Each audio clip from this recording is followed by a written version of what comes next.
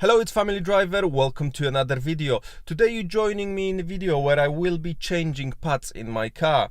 So I believe I'm on original pads now. I bought this car when it had 19,000 miles and now I'm on 45. I believe they never been changed before, and from a couple of thousand of miles, iDrive was telling me that I need to change my pads in 3,000 miles. I never got down to any kind of alert, so I believe my pad sensors are still okay. So I bought Ferodo DS2500. Big shout out here to WG Motor Parts. They supplied me with the pads in really great price. So I was hunting for these pads for quite a bit. I couldn't find them in really good price. These guys actually supplied them cheaper than on eBay, so head on to their website if you're interested in these pads or similar parts. You might find really good deal on their website. These are much better than the stock pads. I had a chance to drive a car with these pads and it was night and day compared to mine. You might say, yes, your pads are worn now, so they would be better. However, I remember since day one when I had this car, the pads were a big disappointment, I guess, in the department of the initial bite and the feel of the pedal. So I think with all M-Lights, you have to really step on the brake to extract that braking power out of the pads, which isn't too bad actually. However, like I said, there is no initial bite and there's no much feel out of them, and that doesn't give you a lot of confidence. So Ferodo should change that. When I drove my friend's car with these pads, they were absolutely brilliant. So you get really nice initial bite, so you press it and you feel they working straight away. Also, when I tried hard braking, I had to put maybe half of the power I would use in my car. So I think they are definitely a big improvement over the normal pads. As you can see, it's very typical. I got up really early on Sunday morning to do the job before my kids get up, and it started raining, and there was no rain in the forecast. So let's move on to more difficult part. Let's go and change the pads. I'm going to put them on, then I'm going to bed them in, and after a couple of days I'm gonna give you my feedback. How do I feel about them on my car? First of all, let's open the bonnet. Now you need 10mm socket to open this plastic bit.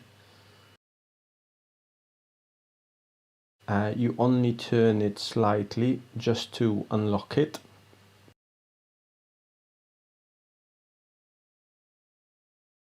There is a clip on the left hand side which you have to squeeze to release it. So next you open a cap on the brake fluid reservoir. You need to do it to release the pressure in the system. So basically when you fitting in new pads, which are obviously thicker than the old ones, you will have to push the calipers back in, and without opening it you wouldn't be able to do it. You have to lift your car. Unfortunately, at that point I realized that my hydraulic jack doesn't fit under the car anymore because my car is lowered. So I had to park my car on big pieces of timber just to make it a bit higher.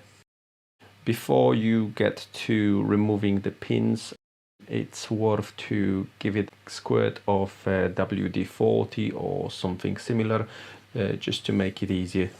For this job you will need a punch out tool.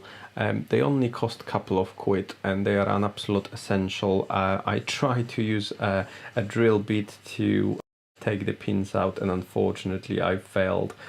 So don't waste your time. Get the proper tool. It only costs a couple of quid and it's available at Halfords or any other similar place. So now you have to remove two pins which holds metal plate which stops your pads from falling out. So once the plate is removed, you can take out your old pads. So as you can see, you might need to push it a bit one way and another just to push the caliper in and make a bit more space to take it out. As you can see, the pads still had quite a bit of life in them, so but yeah, I'm quite happy I've changed them at this point.